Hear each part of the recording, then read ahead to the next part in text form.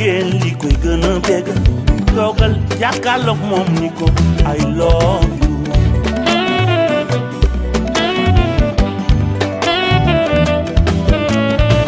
ak lu ko mën a may am na lu ko gën toogal nga janoog moom ni ko I love you. Amis téléspectateurs, chers internautes de Thiès TV, dal leen ak jàmm ci seen spécial Saint-Valentin.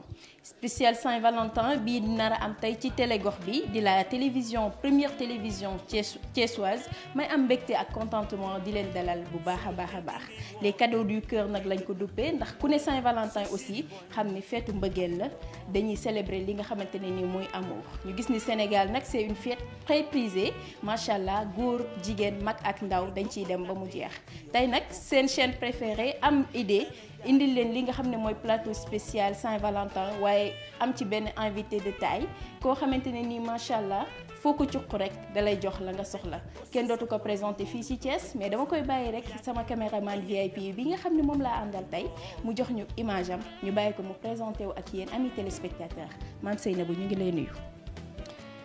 bismillahi rahmaani rahim auzu billahi mina sheytaani rajim maa ngi lay fay Fatima maa ngi nuyu Thiès TV yëpp di nuyu àdduna c'est madame Gningue Mame Seynabou Ndiaye responsable politique APR ñu gën ma xam ci la fille de Siré Dia la femme de valeur. macha allah la fille de Siré Dia la femme de valeur kii yaakaar naa ni bi mu duggee ci politique ak léegi yàggul lool mais def na fi buzz te defu benn yoon bad buzz muy jigéen joo xamante ne nii jigéen ju am maanaa la koo xamante ne nii lu ñàkk fayda kenn du ko ci gis waaye nag tey dañu am benn journée spéciale Saint-Valentin moom nag mu war ci mën a wax lu bari parce que bokk na ci ñiy dundu mbëggeel li may wax rek nee naa ku nangu tey benn tour bi nga koy joxe di ko véhiculer ba ñëpp xamee la ko yaakaar naa ni moom madame Gningue lañ ko gën a xamee wala la fille de Siré Dia que sax turam bi nga xam ne moom la ko ndayam ak baayam tuddee donc madame Gningue dañu lay dalal rek lan ngay nuyoo téléspectateur u Thiès TV yi ak tey lan nga ñu nar a àndil. D'abord balaa ñuy tàmbali maa ngi leen di nuyu di leen remercier di nuyu les réalisateurs de cette émission di la nuyu yow tamit Fatima la belle donc très contente de vous voir puisqu'on parle tout le temps au téléphone maintenant l'occasion nous s'est présentée pour ma gis la di nuyu sa caméraman Seydou un frère di nuyu ñëpp macha allah di am mbégte bu baax jàkkaarloog waa Thiès ndax ñun Thiès lañ bëgg nous sommes une fierté thiessoise dañu bëgg Thiès gëm Thiès lépp lu ñu am rek Thiès lañ ko yéene. effectivement wane nga ko moom ngay doxee di ko waxee di ko jëfee am na solo amis téléspectateurs Thiès TV waaye tamit ñi nga xam ne ñu ngi ñuy suivre ci YouTube bi nee naa leen bu leen tàyyi benn yoon parce que Thiès TV c'est la télévision de référence. ayca Mame Seynabou loo ñu mën a présenter ci sa bopp kan mooy Mame Seynabou di la fille de Siré Dia madame Gningue mais retracer ñu tuuti ci sa parcours ci politique fan nga commencé ba fi nga agsi tey. Bah oui, un parcours très large, un parcours très restreint. Machallah, defe naa ni Thiès moom ñëpp xam nañ la fille de Siré Dia waxuma Thiès mais au niveau national tout le monde me connaît may nuyuwaale au passage le PCA de l'Alliance monsieur Pape Siré Dia mon papa mon leader. donc ñu ngi tàmbali politique en 2016 ànd ceeg suñu frère monsieur l'honorable député Abdou Mbow président vice-président à l'Assemblée nationale ñu ngi koy nuyu au passage moom lañu jaar njëkk def ci moom politique après en 2018 ñoo ñëw ànd ak le PCA de la Nolon jusqu'à maintenant di liggéey ci l'entrepreneuriat féminin mais lu weesu loolu on a été toujours des femmes très actives parce que ñun li ñu gëm mooy le social dimbali waate donc loolu bokk na ci li ñu gën a dugal ci politique wax dëgg yàlla vraiment ñu gëm aussi la vision du président de la République parce que gëm vision président moo tax ba léegi ñu resté biir APR nekk biir Benno Bokk Yaakaar mais nuyuwaale tous les membres de l'APR Thiès tous les responsables et ñëpp ñi nga xamante ni ñu ngi may suivre à travers ce petit écran de Thiès TV. macha allah am na solo ndax yaakaar naa ni kenn dootu la présenter comme ni ma ko waxee mais gëm Thiès moo tax ngay militer toujours pour un Thiès émergent ci soble bi yaa ngi ci pomme de terre bi yaa ngi ci aide sociale yi. waaye aussi yaa ngi ci li nga xam ne mooy militantisme féminin bi comme ni nga ko waxee. et c'est très important. Très important. Peu importe que ñu taxé le de sexiste ou de féministe. Bien sûr. En tout cas la femme a son mot à dire te tey fi nga nekk fële ci affaire juridique juridique à la poste donc loolu yaakaar naa ni firndeel na ko lu bu baax a baax a baax. En fait dañu gëm jigéen ñun. dañu fonk jigéen dañu nekk des grandes féministes je veux dire man dëgg la ni ka sax dama bëri ay xarit yu góor mais dama fonk jigéen parce que les deux vont de pair. Bien sûr l'exemple que je prends c'est à Thiès les femmes sont très actives les femmes sont très entreprenantes jigéen ñi ay jàmbaar lañ même dans la scène politique thiessoise taxawaay bi nga xamante ne ñun jigéen ñi am nañ ko góor ñi amuñu ko même su fekkente ne ñoom ñooy suñu ay kilifa mais porteur de voix li ñu mën a wax ñi dégg ko jigéen ñi dañ koy relater donc loolu moom moo ñu gën a def ñu wane suñu dévouement suñu engagement et suñu conviction parce que on est la deuxième ville du Sénégal la deuxième région du Sénégal Thiès ñëpp xam ñu au plan politique taxawaay bi nga xamante ne nii Thiès mi ngi koy jouer donc voilà et puis on est des femmes très entreprenantes gëm leadership féminin parce que jigéen ñi ay jàmbaar lañ Fatima mais jigéen buñ gëmul seen bopp kan moo leen di gëm déedéet parce que léegi jigéen ñi macha allah jigéen ñi kenn du ñoom moo tax su ma gisee jigéen bu def erreur sax daf may metti jigéen ñi dañu war a takku dañu war a takk suñuy ndigg yi sol ay tubay comme ay góor yeewu fajar guddee wàcc ndax xamul lu tax àdduna bi fi mu toll moo tax du ma ne góor ñi duñ defal dara jigéen ñi même dañ ko amul effectivement donc lu bëri jigéen ñi ñoom ñoo ko war a bañ di ko ba pare aussi dañuy am mbégte bu baax aussi di bokk dans les sentences qui se posent au niveau de la région effectivement ñu ràññee ñu ci suñu taxawaay loolu moo tax saa su nekk ñi ngi jéem di liggéey bu am solo di ci ànd ak suñu ay mag dañu ànd ak suñu ay sœurs parce que la fille de Siré Dia la femme de valeur travaille avec une multitude de personnes yu nekk ci gannaawam ñooñu ñëpp maa ngi leen di nuyu di leen ziyaar wax dëgg yàlla ñoo ma dooleel ñoo ma kattanal ma grande sœur Fatou Bari la responsable des femmes donc monsieur El Hadj Mbaye responsable des jeunes Ndiaga Martarka chargé de ma vie politique donc voilà et tant de jeunes tant de femmes les groupements qui sont à Diamaguène parce que vraiment ñoom ñoo ma dooleel ñoo ma jàppale vraiment avec aussi l'appui du PCA de la LONASE monsieur Pape Siré Dia qui est un homme incontournable macha allah nee naa la Thiès il y a un peu de tout looy wër lu ne waroo jéggi Thiès rawatina nga nekk Thiessois quand on est fier d'être Thiessois dañuy fier ci porter bubu boobu di nitu Thiès parce que quoi qu'il en soit rek ay nitu Thiès lañ fii la ñu juddoo fii la ñu xam donc on se bat pour un meilleur devenir de la ville de Thiès donc di nuyu au passage suñu tonton Pape Siré Dia di nuyu aussi l'honorable député Abdou Mbow Ndiaga Matarka mi ngi ci biir moom sama góor la macha allah donc di wax rek à Thiès on a tout ce qu'il nous faut pas besoin ñuy jéggiwaan li Thiès bi def tey prouvé na ko waaye tamit ci li nga nekk macha allah bien sûr et puis mën naa contribuer aussi ci li ngay wax à Thiès on a de grandes personnes effectivement à Thiès on a de grands responsables qui sont à Thiès yoo xamante ni dañu gëm la vision du président on a de grandes dames qui sont à Thiès il y a beaucoup d'exemples des femmes des collèges des femmes de l'APR aussi il y a beaucoup de responsables qui sont à Thiès beaucoup de jeunes émergents qui sont à Thiès yu liggéey ci am et surtout les mouvements de soutien ñi nga xamante ni ay jàmbaar lañ macha allah l'exemple de monsieur Abdoulaye Dieye Sigi Jotna qui est un frère ma koy nuyu au passage l'exemple de monsieur Pape Doumbia vous m'excusez de Prestige TV aussi qui est ton frère un ami et il y a beaucoup de gens Thiema Consulting Cheikh Ndoye beaucoup de personnes qui développent l'entrepreneuriat qui aident les femmes qui appuient les femmes donc voilà ñun Thiès daal li ñu yàlla defal mooy nañu sant yàlla et puis li gën a am solo mooy muy pouvoir que opposition ñun ñëpp ñoo bokk ndey ñoo bokk bàyyi am na solo effectivement c'est vrai c'est Thiès qui gagne en fin de compte donc rafet na comme ni ma ko annoncé si sama introduction nee naa leen Mame Seynabou Ndiaye kenn dootu ko présenté en plus nit la koo xamante ne ni multifacette la ndax foo ko laal fu ne domaine am la secteur am la mu développé ci mais tey comme c'est un jour exceptionnel nga def nii sa rouge bu baax mbaa xeeboo li nga sañse bi moom bu may dem dama koy yóbbaale xam naa danga ma koy baaxee dama koy paqueté mais xam nga et puis yéen da ngeen ma bett boo leen ma waxoon nii ngeen di ñëw man xam naa da nga jugoon rek pour naani café defee nii ñu bett non mais da ngeen ma bett warul leen maa bett parce que la femme de valeur. non boo leen di ñëw ci moom da ngeen ko war a wax. mais la femme de valeur noo ko fekkee rek mu jox la. wala nit ñi la fekkee nii alhamdulilah xam nga bu ñu la avertiroon day gën a grave. waaw dëgg la waaw loolu lépp nag yi duñ ko àttan. dañ koy sant yàlla ak yonent bi suñu ñaani waajur waaye aussi Serigne Touba Khadim Rasoul moom mi nga xamante ni moom rek lañ gëm. donc voilà dafa na mel ni bool ma bettul woon dinaa invité d'autres grandes dames de valeur yoo xamante ni nii dañu nekk ci man jàppale ma ànd ak man di liggéey ak man donc voilà foofu lay waxee mais vraiment kontaan naa bu baax ci teewaay bi mais tey ñoo la gën a kontaan bien c'est sûr toujours un plaisir d'avoir un hôte bien donc, sûr comme vous, je vous en sur prie le plateau je vous en de prie Thiès TV.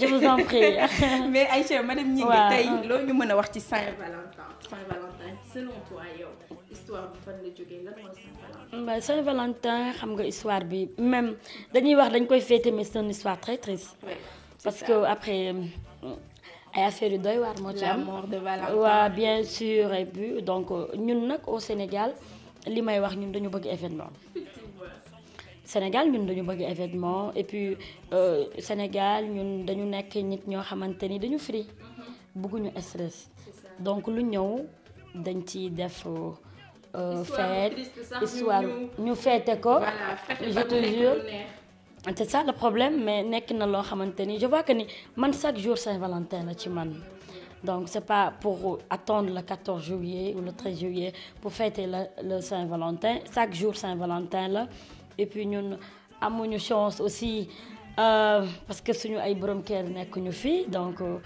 tukki donc des années donc voilà.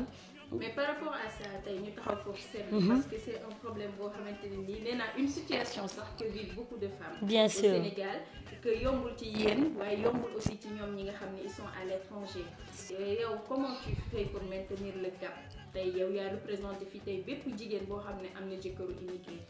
en fait l'immigration c'est tellement difficile ñi nga xamante ni seen i borom kër dañu nekk Europe donc ñooñu kenn gënu leen ay muñkat lañ parce que man mon exemple 5 ans j'ai pas vu mon mari oui. donc vous êtes venu mais hier il m'a fait la surprise il est venu hier donc je voulais pas vous dire j'attendais ah là là. il m'a fait la surprise de venir hier donc voilà après 5 ans d'absence après 5 ans d'absence il a attendu le 13 février pour venir la surprise c'est ça donc voilà donc nga xam ne àdduna muñ rek. yaa dàqale cadeau Saint-Valentin maa dàqale cadeau Saint-Valentin gisoo mais li may wax moom mooy Fatima jigéenu immigré yi mën nañ muñ gore nañ kenn xamalu leen dara te nag nekk nañ jigéen ñoo xamante ni ku leen gis ñee leen effectivement parce que dañ naan sa jëkkër mi ngi Italie sa jëkkër mi ngi France yow nam moo dara alors que c'est là que tu as beaucoup de soucis loo amul waroo ko wax loo am danga naan teg gore y a aussi la famille familiale la famille du côté de votre mari donc que tu dois gérer quand il n'est pas là et tout voilà donc c'est tellement beaucoup de cas mais dañuy wax ni sant ndax dañuy wax ni que jàmbaar dawul dafa uti doole te yàlla lu mu teg nit rek gëm na ni mën na ko surmonter dañ koy muñ déggoo li ma wax sànq man damay sant Serigne Touba man mes amis, mes camarades de parti, ceux qui me connaissent savent ça. Comment tu peux attendre durant ce temps? Mais parce que aussi je suis une femme de rigueur. Machallah. Je suis une Alioune Sitoé Diatta. Parce que dama gëm ni àdduna lu mu yàgg-yàgg di nga ñëw. Effectivement. Donc et puis ñu nekk nag ci activité politique. wetuñu woon. Parce que activité bi ñu nekk. donc mën nañu sa jëkkër bu ñëwee di nga am temps toppatoo ko et tout mais ça sera trop difficile donc il n'est pas là je me suis engagée dans la scène politique donc j'ai eu un petit allègement au niveau du terrain donc pour beaucoup montrer ma citoyenneté et tout voilà voilà mi ngi noonu daal mais sant yàlla man boog dama ko dund ak conviction. ak conviction waaw daan na metti nag. day metti. torop mënul ñàkk il y a des nuits blanches. non j'ai pleuré yoo xamante ne nii da ngay jooy da ngay tourner comme Aliou Mbaye Nder ni mu ko waxee. ca wayam ba rek non Fatima je dis quelque chose. man saa yu may tëdd damay jooy. ay waay je te jure li may am force yëpp. moom dafa jógee foofu saa yu may tëdd guddi. c'est l'amour damay jooy dama koy woo ne ko vraiment lii metti na mu ne ma léegi rek. donc mais qu'est-ce que tu as ressenti. démb bi nga ko gisee mu defal la boobu surprise. ah il m'a appelé daf ma woo non dama toog toute une journée dégguma ko. ma woo ko ma ne ko pourquoi tu réponds pas mu passe ma yaayam ma ne ko. What? Tu es où là? C'est ta mère qui est à Paris ou bien mu ne ma non c'est moi je suis au Sénégal. J'étais à Dakar. ah loolu moom da ngay replier. J'étais à Dakar donc voilà dama doon liggéey après bi ma wàccee laa ñëw. bu ñu gisantee matul sax avec 24 heures. C'est exceptionnel. Donc voilà c'est ça. Une surprise il a fallu qu'il attende le jour et il m'a honoré de cadeaux. Donc kontaan donc voilà nga xam ne àdduna. muñ rek moo am solo. damay wax ni que suñu góor yi ay jàmbaar lañ. kenn mënu leen fay. jigéen ñi nañ toppatoo seeni jëkkër. nañu leen muñal te xam ne muñ rek a wóor. muñ rek a wóor parce que maam Seynabou ñoom dañu sonn dama si nuyu au passage sama deux sœurs yi nga xam ne dañoo am ay jëkkëru immigré Amina depuis Kër Mbaye Fall ak Abibatou chéri Ibou Mané mais da ngay gis parfois elle se décourage dañuy jooy foo nekkul wala boog au moins dañuy bëgg a maintenir le cap parce que dañuy soxla seen jëkkër parfois wala ñu bëgg ku ñu waxal tout le temps every time dañ ko am léegi nag tey ñoom ñi nga xam ne ñoo nekk à l'étranger bu may référé wu ci livre bi nga xam ni Fatou Diom bind na ko bi muy wax ni ñoom immigré aussi bu ñu gisee numéro Sénégal bu leen di woo souvent du ñu jël parce que dañuy sonn dañuy am pression ils ne voient pas leur famille xam nga yow yaa ngi fi toog lu métti métti yaa ngi gis say parents ñoom ils n'ont pas cette chance là en plus ku leen woo rek pour soxla la leen di et puis Fatima wax la lenn le temps qui est à l'Europe n'est pas au Sénégal. Effectivement. À l'Europe le temps file très vite. Très vite. Donc ñoom 16 heures ñu guddi. C'est ça le problème en tout cas daal sëy ak immigré metti na. metti na te li koy may jigéen ki pour mu mën téye jëkkëram mën ko muñal mën ko xaar ba tey nga mën a am ndam. ñu mën la teral sa jëkkër mën a wax kontaan naa ci yow. mooy muñ. buñ lay muur ngay sëy sa loolu la lay njëkk a wax. muñal parce que sëy neexul. parce que sëy man pour man sëy bu neexoon duñ la muñ loo. xam nga sëy lan moo ci ne. dem mariage ñëw photo. kese def statut. loolu la de. bu weesoo loolu madame diw. loolu rek moo neex ci sëy. mais Fatima bu weesoo loolu leneen lépp muñ la. abnégation dévouement. maturité ak responsabilité gëm ni aussi man sama jëkkër moom. macha allah ma koy nuyuwaat au passage. mais moom. monsieur Gningue ñu ngi lay big up. waaw big up mais moom. xam na ni jabaram c'est une femme très brave. ah ouais. parce que man dama nekk sama liggéey sama ay collègues bi ma leen woowee ne leen sama jëkkër dafa ñëw ñoom ñëpp dañu yuuxu. kott ma mel ni ñoom ñoo parce que dañ ma yërëmoon. oui c'est ça kontaan mes amis. sama gars yi nekk Thiès dañ may tooñ temps yi metti na trop. et puis risques yi. jëkkër bu nekk Europe. en plus nga nekk ci militantisme nekk ci. nekk dans la politique. donc il y a beaucoup de tentations. tu reçois beaucoup de tentations mais nag yàlla nag defal nañu dara. muy nag am nañ fulla am fayda am personnalité. juddu bu rafet ndey ak baay ba kenn yabuñu donc à Thiès wax dëgg yàlla ñëpp suñu ay xarit lañ suñu ay góor lañ. non man nag man Thiès xarit góor ñi nga. non man Thiès donc tey bu ma doon lim fii duma jeexal. toutes les responsables de Thiès sont mes amis. gars yëpp. may nuyuwaale au passage El Hadj Mour Gueye sopp na bi donc Nabi sopp na bi Sénégal un homme très social. non kooku moom kenn du moom. waaw kooku waaw di sama càmmiñ sama xarit am ñëpp ma lay Diop le receveur des domaines monsieur Djibi Sy que je salue au passage ci liggéeyam au niveau de Thiès donc. Monsieur Pape Doumbia, un ami, un frère intime. Borom prestige. Moom aussi il a fait l'immigration moom it xam na ci lu bari. Prestige l'innovation avec Prestige Thiès TV tu vois vous Thiès TV donc fusion bi nga xam mi ngi am Thiès TV moo njëkk a ñëw évolution bi. Thiès TV la télé autrement.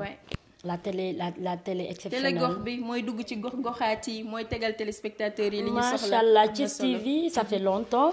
mën naa ni Thiès TV. ay année 2016 ay année 2000 kii maa ngi fàttaliku wax dëgg yàlla temps yooyu maa ngi nekk ci président Abdou Mbow daan nañ leen invité vraiment ñu gis liggéey bu am solo bi ngeen di def transmission média yi vous êtes tout le temps donc sur le terrain di liggéey ba pare la promotion des jeunes leaders parce que lii ngeen defal tey la fille de Siré Dia la femme de valeur c'est pas quelque chose je vous ai pas appelé je vous ai pas appelé yéen a ma tànn mu def loo xamante ni nii quand j'ai appelé mon staff ils m'ont dit mais bien sûr tu vas le faire donc loolu lépp aussi muy jàmbarte donc je lance un appel à tous les responsables qui sont à Thiès de soutenir les télés qui sont à Thiès. J'appelle aussi le ministre du numérique monsieur Yankoba Diatara d'aider la télévision Thiès TV donc parce que vous êtes de Thiès. Et on vous a nominé dans un poste très important, le numérique, l'économie numérique. Bien sûr, important, il faut qu'il appuie son appui aux jeunes qui sont à Thiès, qui développent le numérique, qui est un aspect très important et que le président de la République opte. Donc il faut que monsieur Diatara mon frère di ko féliciter moom tamit di ko encourager ci taxawaayam mais ñu ngi koy ñaan mu jàppale télé privé yi nekk Thiès yëpp tey nag comme te Thiès TV moo ma invité donc maa ngi wax pour ñu teg loxo bu baax Thiès TV. rafet na maa ngi nuyuwaale aussi le directeur général de Thiès TV. am na solo El Hadj Wade. Daara Wade Ndiak Fara Wade Ndiak yaa ngi ci biir. kooku moom nee naa la moo tax dara ñaawul. moo tax ñëpp aussi di am courage rek di xëy si parce que moom moo joxe exemple. moo tax ñu topp ci ginnaaw day bàyyi ay activité am yëpp. waaw di dex ci li ñu neex. génnul ci caméra yorul télé génnul ba pare lii nii Fatima li investissement la. c'est ça.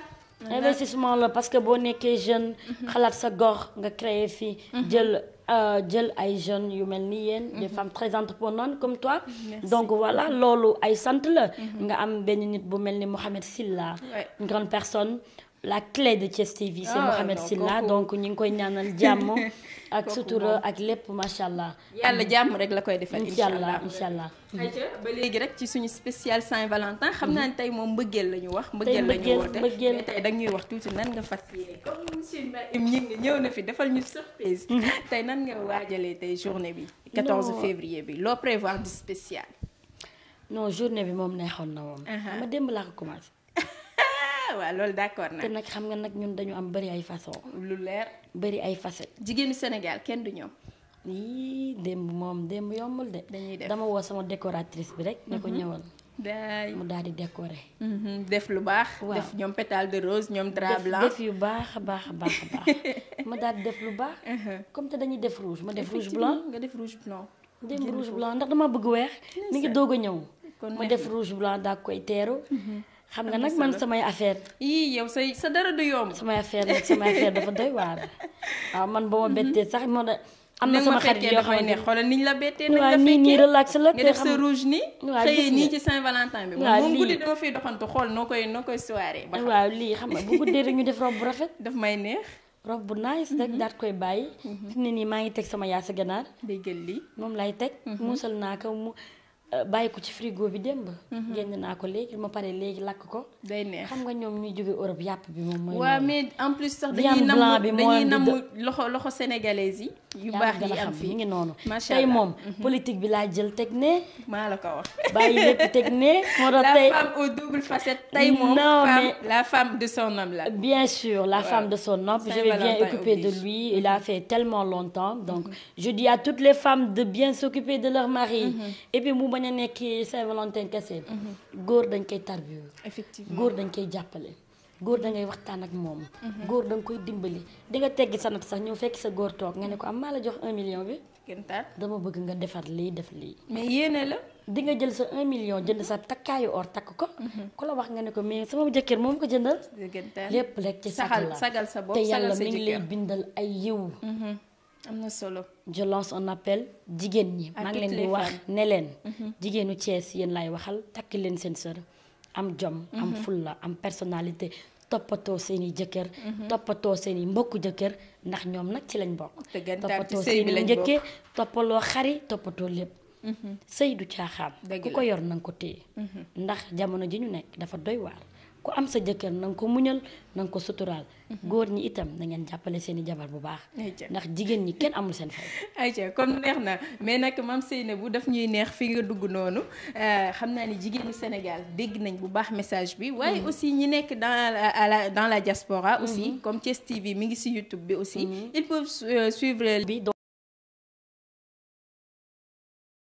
l'émission là-bas directement. ñi nekk ci diaspora bi yaa ngi wax diaspora bi. donc maa ngi nuyu bu baax sama sœur yi nekk Paris di nuyu madame Boub Mariama Ñingi macha allah di ko nuyu bu baax waaye di nuyu bu baax Mimi madame Mbaye donc Mam Sey aussi madame Boub ak Nogoy sama chérie depuis Paris Sarcelles maa ngi leen def un gros coucou gis naa démb seen Saint-Valentin yi doy na waar neex na macha allah mais noonu la Aïcha par rapport ak li nga xam ne mooy décalage horaire bi ba léegi rek ci vie seen vie de couple marié nan ngeen koy dundee parce que xam nañ ne Europe temps bi dafa gaaw et que en plus de ça ils font le maximum pour travailler plusieurs heures parfois 12 heures dans la journée juste pour subvenir à certains besoins mais aussi yéen ak distance bi nan ngeen koy gérer parce que da ngay gis koo xam ne mook jëkkëram ñoo dëkk bu xëy da koy defaral ndékki ñu kafoore kii dem liggéey mais le soir il se retrouve à la maison mais yéen dafa mel ni bu WhatsApp amul woon dina gën a metti non WhatsApp bi ni ñu dimbali ëpp na surtout ñoom ñi nekk Europe man d'habitude aussi moi aussi je suis trop chargée vraiment effectivement moi aussi je suis trop chargée moom tamit parce que il a une femme boo xamante ni c'est une femme de terrain effectivement parfois aussi il peut rester 3 jours pour le temps non on communique pas parce que parfois aussi damay sama liggéey professionnel teel a xëy guddee wàcc parfois bu ma wàccee man su ma wàccee il faut que ma dallu nelaw jël tuuti temps parfois ma yeewu moom mu sonn donc dama koy comprendre lu ci ëpp nag message yi week-end bi la ñuy ëpp lu ñuy waxtaan nag moom samedi et dimanche si j'ai pas d'activité et tout su ma amee activité moom mooy sonn parce que day fekk tamit moom mu libre moo tax aussi de deux côtés am aussi jigéen buy liggéey ak jigéen bu am double casquette dafa metti Master Thiona dafa metti parce que en ce moment je lui dis que il faut que nga xaar ma parce que dama am émission bu may def donc tu vois su fekkente ni amul compréhension il va dire je suis venu hier donc toppatoo ma taloo ma et tout non vraiment mais comprendre na jabaram parce que aussi il faut ku nekk comprendre sa morom c'est important boo amee jabar bu mel ni la femme de valeur une femme d'action il faut nga comprendre ko donc ba pare li nekk suñu bopp dafa bëri mais nag terewul sëy bi dañ koy gérer ñoom ñooy priorité sëy bi bu ñëwee moom dañ koy gérer toppatoo leen parce que aussi sàkku nañ ci yàlla doom bi ñu am mu daal di barkeel ak moom ñaan nañ yàlla aussi am yeneen moom aussi li muy ut yàlla defal ko et tout donc mais problème bi mooy c'est un problème d'heure am na jigéen ñoo xamante ni aussi duñu supporter toog journée duñu dégg seen jëkkër dëgg la am na y a des gens qui sont comme ça am na ñoo xamante ni aussi bu ñu jotee bu ñu la woowee jotuñu la dañuy am xel ñaar dëgg la tu sais 5 ans en Europe j'ai jamais pensé que ni am na fa dara wala déet jamais je suis pas jalouse loolu c'est pas évident j'ai jamais si vous demandez à mes amis il vous le dit il me dit yow da nga blindé wala lan la je me suis dit que ni bu doon dem bay takk jabar dina ma ko wax et tout ça puisqu'il y a la communication et la compréhension donc su ma ko bëggee woo à 20h je l'appelle dañuy waxtaan et tout donc mi ngi noonu donc sëy ak immigré moo gën a metti il faut une confiance solide c'est la base et totale la confiance c'est la base si t'as plus de confiance est-ce que xam nga ni sëy yu bëri yu am immigré yoo sëy ak immigré day yàqu oui c'est ça surtout que mu toog une durée ñëwul yow aussi nga toog une durée gisante woo leen parce que sénégalais sax au moins en quelque sorte ñoo leen dul bàyyi ngeen sëy moi j'ai fait 7 ans de mariage j'ai fait 7 ans de mariage macha allah mais mën naa ni béggee naa ay 3 mois 4 mois macha allah donc voilà xoolal temps boobu yëpp moo tax bu baax ñi ngi sant bu baax suñu yaay yi ndaxte fu ñu meree fu suñu xol naqaree rek suñu yaay ajaratu Njaw Juuf ñu ngi koy ziar bu baax baax sama yaay jooju borom Yaasin borom Alxuraan jàppale na ma bu baax macha allah jàppale na ma bu baax amuñu seen fay suñu yaay dalal na ma suturaal na ma nee na ma na nga muñal sa jëkkër dafa dem waaye mi ngi ñëw macha allah wax dëgg yàlla donc loolu lépp amoon li ko gënal du dem déedéet du dem te même bu ñëwee il va pas durer au Sénégal donc tu vas encore faire la même routine ou bien nga jël congé nga dem donc voilà metti na waaye nag dañuy sant ndax yàlla faw ñu sant ko dëgg la am na ñoo xamante ni dund nañ ba dee amuñu borom kër dëgg la am na ñoo xam ne toog nañ sëy nañ ba seen sëy tas wala ba seen jëkkër génn àdduna wala ba ñoom ñu génn àdduna te gisewuñu ak seen jëkkër gis nga dafa metti dafa doy waar moo tax àdduna Fatima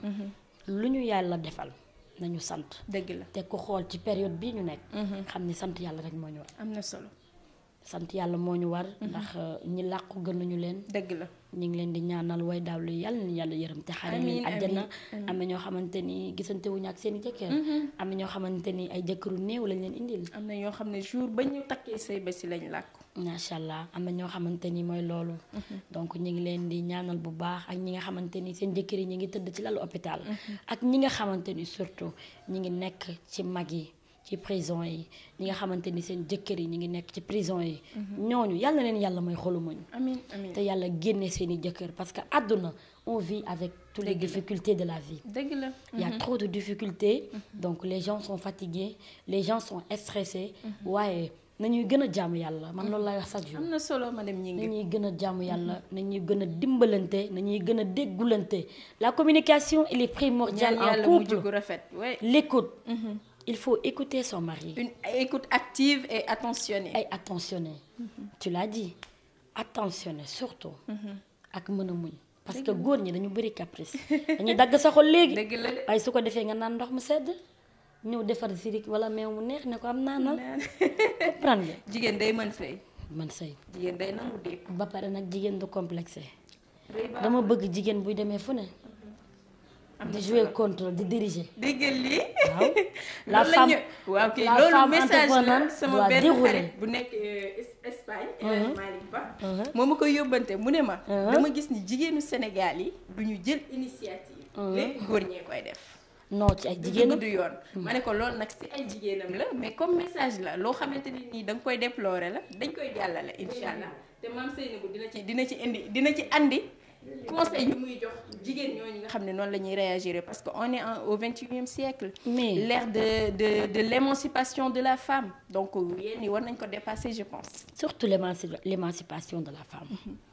maintenant toutes les femmes sont émancipées. oui effectivement. On est en train de préparer sur un projet. sur le service numérique. l'autonomisation des femmes dans le numérique. Machallah. donc tu vois que ni ça. c'est très important. Et on lance un appel au ministre du numérique, M. Diankoba Diattara, de nous accompagner sur ça. Oui. Parce qu'il est temps que les femmes connaissent ce qui se passe. Il y a des femmes qui sont dans le milieu rural, il y a même des femmes qui sont dans les villes, qui sont dans les communes et qui ne connaissent même pas qu'est-ce que c'est que l'émancipation de la femme.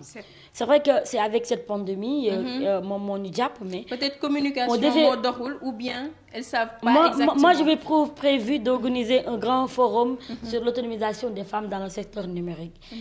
Mais ce qui est dommage, c'est qu'en ce moment, on interdit les rassemblements. Ouais. C'est pourquoi dañu jël lépp teg ci suuf.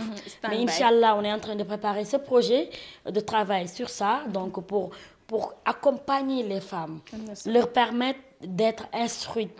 C'est ça. Parce que léegi gis nañ ni femmes yi ñi ngi demal seen bopp, ñi ngi defal seen bopp, ñi ngi def ay natt de 100 francs dajale bu tabaski jotee. Regarde ce que la femme fait. Avec yi et tout. Moi, le système des avec, au début, je comprenais pas. Ouais. Mais après, quand on m'a expliqué avec mes femmes, man damay ñëw rek may leen après ñu dem. Mais j'avais pas compris. Après, ils m'ont expliqué et tout. Donc, j'ai dit que lii kon njëriñ la. C'est un bon système. Un bon système. Et puis, maa ngi nuyu wàlle bu baax au passage monsieur Thierno Alassane Sall. Donc il avait travaillé sur ça. tey avec yi au niveau de Thiès.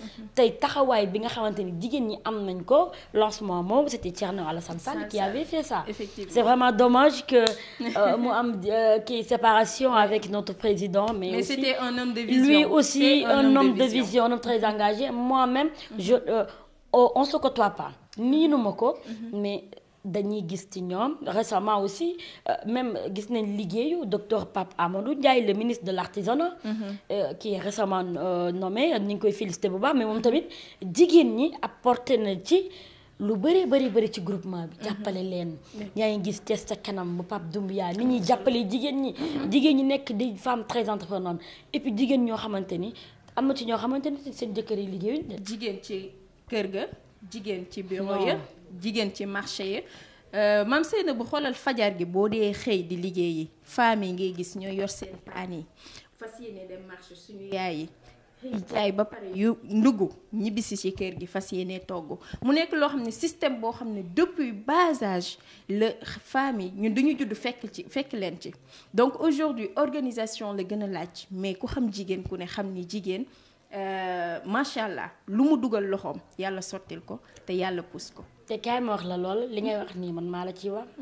à Dakar je me lève tous les jours à 5h du matin. Je sors à 6h30 pour aller au boulot parce que je veux pas être en retard. Mais je te dis quelque chose. Sa yaram day daw. jigéen ñi bu ñuy daw ci bus yi. booy xool da ngay jooy. bus yi car rapide suñu yaay jaay jën au port autonome de Dakar. macha allah 5h du matin 4h du matin. les femmes se lèvent à 7h. am na sax ay car yoo xam dañuy def ramassage les femmes qui sont à Thiaroye. les femmes qui sont à Mbour. à Mbour oui. Kayar fépp la ñuy jógee heure ay jàmbaar. ici à Thiès da ngay gis jigéen ñi jigéenu jàmm gi nii dañuy teel a yeewu boo ñëwee week-end sa yaram day daw. dañuy teel a yeewu ndax lan di daw ngir toppatoo seeni borom kër. ñiy jaay jën ñoo yor seeni kër. boo demee seeni kër boo demee takkaay yi ñuy takk. nga xam ne jigéen ñi kenn suñu paree ba sangu ba génn nga ne ah kii de du ki ma dajaloon ci fajar. mais Fatima est-ce que xamante ni lu la waay di jaay. lu dul nga ñaqal sa bopp. amal sa bopp bu mu la saf. parce que xam nga lu tax. tàllal loxo dafa metti. kenn mënul dëkk ci ñaan. góor dëgg du ñaan. kenn mënul dëkk ci ñaan. nit ñi dañu am honneur nit ñi dañu gore. benn jour dama gis sama benn xarit ndeysaan ma ñëw woo ko ma ne ko kaay am lii mu ne ma xanaa da nga xam ne dama am problème ma ne ko déedéet. dama xool sa kanam rek xam ne da nga triste. ndeysaan. àdduna nit ñi noonu la ñuy def. àdduna dañuy dimbalante mais am na solo tey les cadeaux du cœur yaakaar naa ni tey téléspectateurs yi liñ ci namoon am nañ ko spécial Saint-Valentin la ñu wax ñu ne les cadeaux du cœur tey ñu wut une femme brave comme toi Mame Seynabou madame Gningue tey nga toog fas yéene ñu defal waxtaan bu am solo par rapport ak jigéen nu mu war a comporter woo dans la société en tant que femme émancipée en tant que femme du monde en tant que femme d'affaires macha allah donc dañuy am mbégte ak contentement yéen téléspectateurs u Thiès TV yi ñuy suivre aussi am mbégte contentement rek di jàkkaarloog yéen saa su ne tey nag ma bëggoon nga ñëw joxal ñu quelques conseils que muy jigéen ak kuy góor vie conjugale tey yow d'après sa expérience lan nga yaakaar ni parce que c'est déplorable mais divorce yi bari na torop te manque de communication la plupart du temps tey yaa ngi nii comme ni nga ko waxee tout à l'heure parfois ngeen toog 3 jours yoo xam ne doo leen déggante mais il y a la confiance qui est la base de toute relation donc tey ban conseil ngay jox jigéen ak góor pour que tey comme sëy si lañ moom lañ am pour jaamu ci yàlla donc ñu gën ko fonk aussi di fexe ba sëy yi gën a mën a durer ménage yi. d'abord Fatima maa ngi lay nuyuwaat bu baax di la sant di la gërëm di am mbégte bu baax ak kontante waaye di la wax sa question yi nga ma posé d'abord ma ñëw ci ñun jigéen ñi d'abord ñun jigéen ñi divorce yi comme tu dis bëri na mais je vois que ni divorce yi li ko bëri lu bëri nag moom mooy parce que ñii sëy dañu xamul lan may sëy parce que kuy sëy ak nit ndax alal kuy sëy ak nit ndax alal bu alal di jeexee di nga dem. sa casting baaxul. kuy sëy ak nit ndax taar. xool ko rek mu rafet xale bi dafa coofee. kii dama koy def ñaan na ma damay sëy ak moom. loolu du sëy. dëgg la kuy sëy ak nit war ngaa xool jikko ju rafetu nit. war ngaa xool nit ki lan moo tax ñu naan nit ki balaa muy sëy ak nit. nañ xool ba xam seen am yi ànd la. effectivement mag yi ñoom ñoo listixaar xool. ba xam sëy bii kat dem na ba xam ñaari xaraf yi mën nañ ànd c'est très important alxuraan lu mu wax dëgg la lu mu wax dëgg la te moo ko digle lu mu wax dëgg la parfois da ngay gis nit romb nit gis benn Fatima romb ko mun na fet nga ne ko suba dama lay takk nga ne waaw loolu du sëy il faut apprendre à se connaître donc je dis aux femmes jigéen ñëpp jigéenu Sénégal principalement jigéenu Thiès gi ñu dëkk macha allah ñëpp xam nañ ni ay jàmbaar lañ waaye dañu bëgg ñu gën a góorgóorlu boo demee tribunal ndeysaan bu yéegee femmes yi rek nga fay fekk benn góor nekk fa ñun rek ñoo fa nekk di ran di xaar date pour procès pour mën a divorcer te maa ngi nuyu wàlle bu baax a baax le procureur de Thiès di nuyu bu baax tous les avocats qui sont à Thiès les greffiers j'ai beaucoup d'amis au tribunal maa ngi leen di nuyu bu baax comme li ñuy wax Mame Seynabou ñëpp la Mame Seynabou Thiès la macha allah wax dëgg yàlla gis nga ñoom ñooñu bëgguñu divorce lan moo tax divorce bi di yàgg. si tu vas au tribunal boo ñëwee ñu teg la ñu woo sa jëkkër mu toog dañ lay wax ne la soxna si da nga bëgg a divorcer. nga ni waaw ñu ne la demaatal xaaral dama réfléchir. dinañ la renvoyer 3 fois. 3 fois parce que même les juges n'aiment pas signer le divorce. da ngay dégg bu baax tey imam yi ñu koy wax tey imam bi lay maye. bés boo amee problème boo ko wooyee mun la demal nga waxtaan ak sa jëkkër. nee nañ ko tàqale ñaari nit. ñi lañ la ci bindal bàkkaar bu bari. yaa ngi dégg bu baax li la te léegi sëy yi moo bari. kii ba pare kuy sëy da ngay wàññi àndandoo. dëgg la am na solo rawatina suñu génération. jigéen buy sëy da ngay gàtt tànk. maa ngi koy wax jigéen ñi jigéen buy sëy doo gis sa moroomu jigéen lu mu am nga ni sama jëkkër danga ma koy jëndal. parce que jëkkëru Fatima ak jëkkëru madame ñi ngi bokkuñu. Fatima li ngay am man mënuma ko am. dëgg la donc su fekkente ne damaa bëgg robe bii nga am. teg dinaa ko am la jalousie tue le mariage. oui maa ngi sonal sama il faut avoir confiance à son mari. ba pare nag deuxième chose bi may wax lii gën a yàq say mooy lan jigéen ñi toppatoo leen seen i goro. jigéen ñi fonk leen seen i njëkkee. am na solo du toi et moi de sëy c'est toute une famille. ka nekk Touba loolu mooy ka suñu nekk Thiès culture ka nekk fépp. la nekk extérieur nekkul fii. ñëpp ngay sëyal. parce que tey jii say rakku jëkkër buñ la meree xamal ni sa jëkkër dina la mere ku yaakaar ni sëy toi et moi la yaa ngi nax sa bopp. sëy dafa metti donc li may lancé waat mooy jigéen ñi. nañu muñ patience. yaa ngi dégg fonk sa jëkkër yërëm ko. jàppale ko. toppatoo ko et puis toppatoo ta belle famille. effectivement c'est ça la pour loolu lay lancé jigéen ñi ba pare. benn góor bëggul tiraayew entre yaayam ak jabaram. dafa metti wala say sœur nga war a choisir alors que mën nañu unir jigéen ki mooy def exception rek boole li la neex ak li la naqari boole njaboot gëpp uuf loolu day tax sëy bi gën a dëgër waaye aussi dina tax famille bi nga sa jëkkër nga apaiser ko. en quelque sorte ba pare aussi. maa ngi wax bu baax a baax jigéen ñi. ku ñu bëggul bu ñu sëy ak moom l'amour c'est très important en mariage. parce que mariage bi dina neex waaye bu ñëpp demee yàgg sa jëkkër ay nekk. yéenay wéet koo bëggul doo nekk ak moom. dëgg la koo bëggul doo tëdd ak moom ci lal. l'amour c'est très important nañu bàyyi mariage fabriqué yi nañ bàyyi sëyu intérêt yi. nañu sëy te yar rek tax. mariage yu sinap gis naa kii mi ngi sëy sama moroom sama génération yëpp dem nañ man maa fi des donc xaaral. je me marie avec le premier venu mu ñëw bëgguma ko sëy ba du durer. déedéet après yu bëri nga war a noonu recommencer waat la ay takk na ma waaye sa mariage du dama divorcé man de waa ji xaw ma la dama mel dañ ma liggéey kenn liggéeyu la. yaa topp sa xel les gens n'ont plus de temps. d'aller voir les marabouts. nit ñi amuñu jot nañu maanu. nañu fonkante nañu wóolante. jigéen ñi am leen fulla am leen fayda am personnalité xam li ñu doon kenn gënuñu ci àdduna. yàlla suñu borom ñun rek la fonk. macha allah te sëy du caaxaan. góor ñi nag li ma leen di wax mooy lenn nañ ñu yërëm.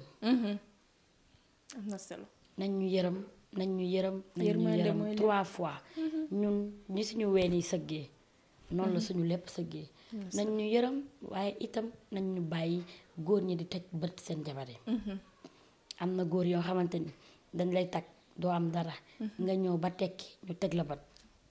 bari na fi tamit. nañ bàyyi loolu sëy bu yàqu aussi loolu moo ko yàq. dëgg la jigéen bu fippu la plupart du temps c'est parce que jëkkër ja da koo teg bët gis ni peut-être yaa ngi tedd mu ne la dootoo dem quasi totalité moitié ñiy sëy jënd seen jëkkër yi jëndaluñ leen or. dëgg la ñooy bokk seeni natt. di teggi di sagal seeni borom kër. dëgg la bu la yàlla dimbalee nga am jabar ju mel noonu. war nga koo jàpp bàyyi leen di teg bët seen jabar yi. am na solo ba pare di offrir cadeau seen jabar yi. di leen toppatoo di leen chérir ndax jigéen moo jur seeni doom. jigéen mooy seen yaay. jigéen mooy seen lépp. te loo am ba pare nag dernière chose na góor ñi bàyyi làqatu. dëgg la. bàyyi làqatu. doy na waar parce que bu xel ñaawee rek tension commencé am. làqatu da yàq sëy. dëgg la. bàyyi leen làqatu. am seeni jabar di ko nëbbu. loolu baaxul. dëgg naa déggati naa dëgg. jëlal sa jabar def ko sa yaay. dëgg la. sa yaay mais jigéen bi yow yaa ko takk moom takku la donc yow am nga droit ba 4 femmes mais booy takkee boo demee bay takk pour man sëy war na mën a am confiance convivialité boo xamante ne nii looy def war nga ko mën a wax sa soxna waaye tamit sa soxna lépp lu muy dugg suba ba ngoon war nga ko mën a la ko mën a wax mais loolu la am na c'est ça solo le problème. yow tu as tout dit Fatima. c'est ça le problème ba pare aussi goro yi nañu yërëm seen jabaru doom yi. njëkke yi jàppee seen jabaru kii man de macha allah maa ngi sant bu baax. maa ngi sant nuyu sama waa kër goro yëpp sama njëkke yi ñoom ñëpp sama ay xarit lañ. je suis fille unique ñoom ñooy samay sœur. macha allah ñoom ñooy samay xarit. am na solo ñoom ñooy samay lépp. maa ngi nuyuwaale sama mag sama xarit xadi yaama ñi ngi sama lépp macha allah di ko njëkke ci moom. ak ñëpp ñu nekk foofu ñoom Kiné. ak yaama soxna et tout le monde.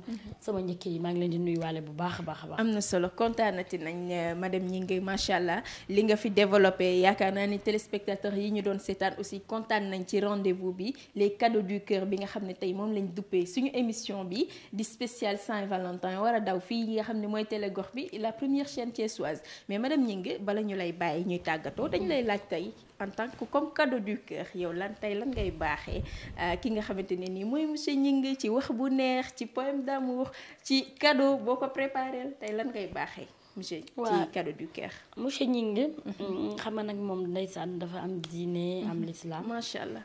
waaw tey jëndal naa ko cadeau bu neex. ndeysaan. tëggal naa ko lam. renouveler ay vœux. ak jaaro def ci turam en or. macha allah comprendre nga. may naa ko jasner. bu weex. yaa ngi dégg. waaw jox naa ko jàllaabe. waaw jox naa ko cadeau bu neex. macha allah leneen li ci des nag xoolal. c'est entre guillemets gars yi dama leen may boobu dama koy nëbb. ndeysaan suite bi après. je vous dirai la suite. ndeysaan non jarul sax nga ñu koy wax may xam naa ne gars yi dinañ ko sentir ndax bu ñu la gisee lundi dinañ xam ni kii ka ñu gisoon ak ka ñu gis tey. gën naa bees macha allah en tout cas rafetlu nañ bu baax a baax tey teewaay bi nga teewoon tey ci suñu plateau di la laaj lan ngay tàggatoo téléspectateurs yi lay seetaan. di wax alhamdulilahi rabil alamin gannaaw ba ñu sante yàlla julli ci yonent bi. sant suñu ñaani waajur amuñu seen fay di ñaanal sama papa yàlla na ko yàlla yërëm te xaare ko àjjana. donc voilà ku ma jàppale ci sama sëy ay conseil am mi ngi ci àjjana waaye maa ngi koy déglu ba léegi aussi. macha allah wax dëgg yàlla di nuyu sama borom kër. di nuyu ñëpp macha allah. di nuyu tout le staff de la fille de Siré Dia, la femme de valeur, tous ceux qui travaillent pour moi, tous ceux qui m'accompagnent, tous ceux qui me soutiennent. Je remercie aussi tous les responsables de Thiès, toutes les grandes dames de Thiès, bu ma limee damay juum donc voilà maa ngi nuyu groupe yëpp 100% Thiès, Prestige à la présidence, population thiessoise, partage de l'info, groupe Sopp Nabi Sénégal. Je remercie tout le monde, tout Thiès parce que Thiès moom man ñëpp laa bëgg. Je les aime fort, tous les responsables, tous les chefs de file, tous les responsables des mouvements de soutien, les opposants, l'opposition, du PDS, que de Rewmi ñëpp maa ngi leen di nuyu. ñëpp samay xarit lañu di société civile macha allah. maa ngi nuyu ñëpp kilifa diine yi kilifa aada yi di nuyu ñëpp. macha allah di defal un coucou à As Biram Faye sama papa. macha allah di ko ñaanal jàmm di ko wax yaayam ji làqu yàlla na ko dëddoog jàmm. di nuyu aussi ma jumelle d'amour Kouna Mbodj macha allah maa ngi koy nuyu bu baax di nuyu sama xarit yépp sama mbokk yi di nuyu Mam Anta Sène depuis Canada sama xarit di nuyu Kumba Modi Diouf sama doomu ndey Oumou Diop macha allah mes amis de cœur je salue tout le monde di nuyu toutes les femmes de Pape Siré Dia ñi nga xamante ne ñi ngi nekk Siré Dia maa ngi leen di nuyu sama ay mag di nuyu ñëpp di ziar ñëpp macha allah di wax kontaan nañ bu baax tey recevoir la télé référence qui est Thiès TV une télé qui renferme que des jeunes leaders donc di nuyu bu baax le directeur général de Thiès TV di ko kontaane di am mbégte bu baax en tout cas kaddu gi am na fu mu commencé mais amul fu mu yem ci mbégte ci kontante bu baax a baax a baax a baax maa ngi sant ñëpp di gërëm ñëpp di sant bu baax Cheikh Ahmadou Bamba Khadim Rasoul sama yaakaaru tey ak ëllëg bëgguma ku dul Serigne Touba yaakaaruma ku dul Serigne Touba maa ngi yeesalaat sama njëbbal ci waa kër Seydina Ousmane Mbacké Noreyni waa kër borom daaru di ko ziar bu baax wax dëgg yàlla di nuyu ñëpp di ñaanal ñëpp jàmm di wax aussi mbas mi ñu nekk yàlla na ci yàlla def jàmm ñu génn ci ak jàmm te mu musal ñu ndax nattu suñu borom la nañ ko nangu donc di ñaanal le président de la yàlla defal ko jàmm ak salaam parce que dañu gëm président bëgg président di nuyu toutes les femmes les bravoures les Aline Sitoé Diatta les Yacine Boubou kenn du les femmes je dis haute aux femmes merci aux femmes jërëjëf les femmes sont les leviers de développement courage abnégation et conviction. La femme de valeur, la fille de Siré Dia. Merci beaucoup. Merci. Merci, amis téléspectateurs. Merci à toi, Mame Seynabou Ndiaye, Madame Gninga, la fille de Siré Dia, la femme de valeur. Di kontaanoon torop dalal la tey ci suñu plateau spécial Saint-Valentin, les cadeaux du cœur. Waxtaan bi neexoon ba super ala daw mi di la remercier si sa disponibilité ak sa convivialité. Machallah, Thiès TV fa nga bokk te loolu démb la tey soog a ñëw. Di remercier yéen téléspectateurs yi ñu doon seetaan amuñu seen fay benn yoon. waaye tamit di remercier ki nga xam ne moom génnee ci robe bu yanj bi defal ma rouge muy Amdi VDK nekk fële ca Dakar Ouest Foire Yoff donc di la remercier bu baax a baax ci robe bu rafet bi di remercier Dieyna la fashionista moo ma génnee ci dàll yu rafet yi waaye tamit sama doomu ndey sama xarit sama séeréer bu rafet boobu kooku nga xam ne lépp lu nekk ci boppu Tima Labado moo ko ci def di Rema coiffure nekk ci Peykouk séeréer côté tableau Peykouk ba Rema maa ngi lay nuyu di la jaajëfal bu baax a baax a baax merci au salon Maman Wali Guèye Awa Guèye maa ngi lay nuyu di remercier aussi ki nga xam ne mooy Mati Boy ak Mari Ndaw ak tout le personnel rek bi nga xam ne moo nekk ci salon ba macha allah seen make-up jaarati na yoon comme d'habitude ni ngeen koy defee pour Tima Labado à chaque fois buy génn sur votre petit écran di leen remercier di remercier ñëpp ñoo xamante ne ni toogoon nañ di ñu seetaan toutes les autorités thiessoises religieuses comme politiques ñu ngi leen di remercier di leen jaajëfal di remercier ki nga xam ne mooy sama jinne caméraman bi Seydou di ko remercier Diallo Jéeri nee naa la aw ma sa fay yow yaay tipo Tima Labado merci beaucoup à Mohamed Silla mi nekkoon ci réalisation bi Lamine Sow mi nga xam ne moo nekk ci régie bi yéen ñëpp maa ngi leen di nuyu waaye tamit Awa Fall ak Fat Bintou ñoom ñi nga xam ne suñu stagiaire yooyu nga xam ne ñu ngi def aussi liggéey bu rafet ñu ngi leen di remercier bu baax a baax di leen jaajëfal di remercier encore une fois nag ñenn ñoo xamante ne ni mënuma leen a bañ a remercier ku ci mel ne Abou Diallo sama arabisant sama taalibe Cheikh boobu nga xam ne daf may suivre bu baax a baax les jumelles de cœur yéen a ngi ci biir Bamba Diop mu Thierno Alassane Sall yaa ngi ci biir maa ngi lay nuyu bu baax a baax di remercier encore une fois samay téléspectateurs yéen ñi safoo Tima Labado waaye yéen it ñi safoo télé gox bi la première chaîne thiessoise di leen wax à très bientôt ci seen beneen numéro merci à vous et passez une excellente soirée bonne fête de Saint-Valentin à tout un chacun merci bisous.